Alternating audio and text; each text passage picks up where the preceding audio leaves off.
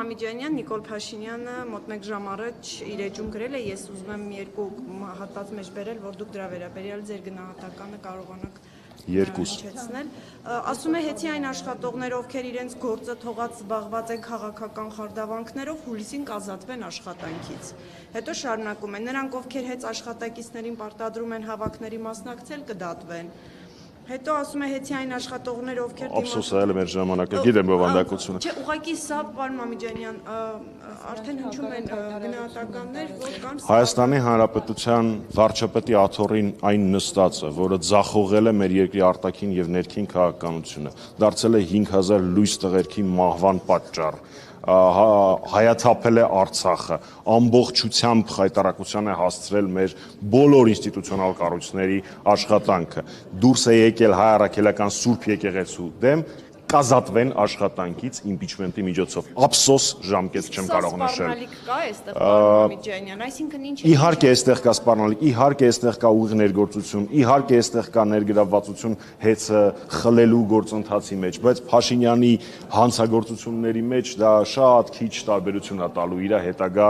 շատ երկար սրոկի մեջ։ Եթե իսկապես ինքը այսպես վախ չունի Սամվել Կարապետյանից եւ այլն, որ ասում է ինքն է իրավիճակին տիրապետում, ինչու է այսպիսի քայլեր անում, սա ինչ է ցույց տալի, ամեն դեպքում ցայտնոտային Ցույց է տալիս, որ ինքը մահու չափ վախենում է թե Սամվել Կարապետյանից, թե բոլոր հայրենասերներից հատ առ հատ եւ ամենաահավորը ինքը սարսափում է հայրենասերներից, երբ դրանք լինեն միախմբված, համախմբված եւ միահամուռ ճակատով։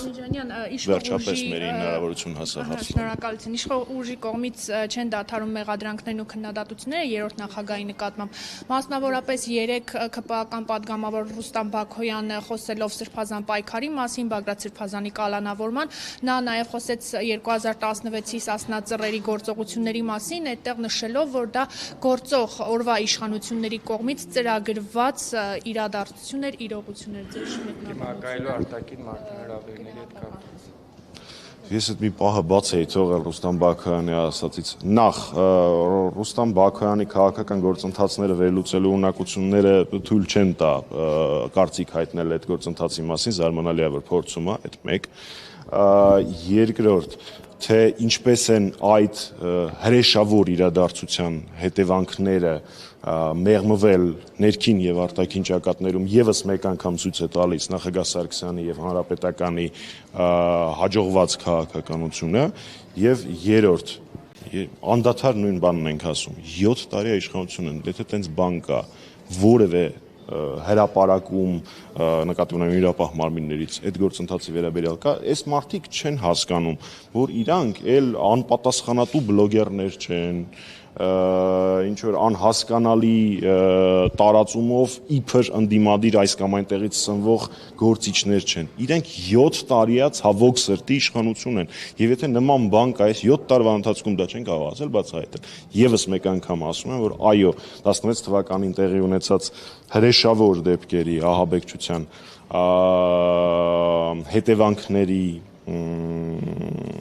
մեղմումը եւ բուն ահաբեկչական 16 Սասնա ծառերի մասին է խոսքը գնում եւ բուն ահաբեկչական գործողությունների ժամանակ պետական ապարատի գործողությունները եւս մեկ անգամ ցույց են տալիս թե նման կրիզիսային իրավիճակները մեր իշխանության օրոք ինչպես էին հարթվում Պարոն Մամիջանյան, ինչպես դուք ասացիք եւ խնդրում զուգահեռ պիտի տանեմ այն հրաշքների հավաքույթը որը անդադար ասում է խոսքը գնում է ոչ թե քաղաքացիների մասին այլ իբր քաղաքական գործիչների որոնք անդադար փորձում են 18 թվականին ուժ կիրառելու հետահայաց կոչեր անել նախագահ Սարգսյանին եւ հանրապետականին դրանց մեջ մեծամասնությունը կրկնվում է այն մարդկանց հետ ովքեր նաեւ Սասնա ծռերի ահաբեկչության ժամանակ պահանջում էին ուժ կիրառել բնականաբար ենթադրելով շատ ավելի շատ մարդկային զոհեր քան մենք ցավոք սրտի միևնույն է ունեցանք ոչ մի բան չեմ ակնարկում Իշխանական թևից են ասում ինչի ուժ չկիրառվեց չեմ ակնարկում ես ուղիղ տեքստով ասում եմ որ այդ հանրույթները մարդկանց հաճախ համընկնում են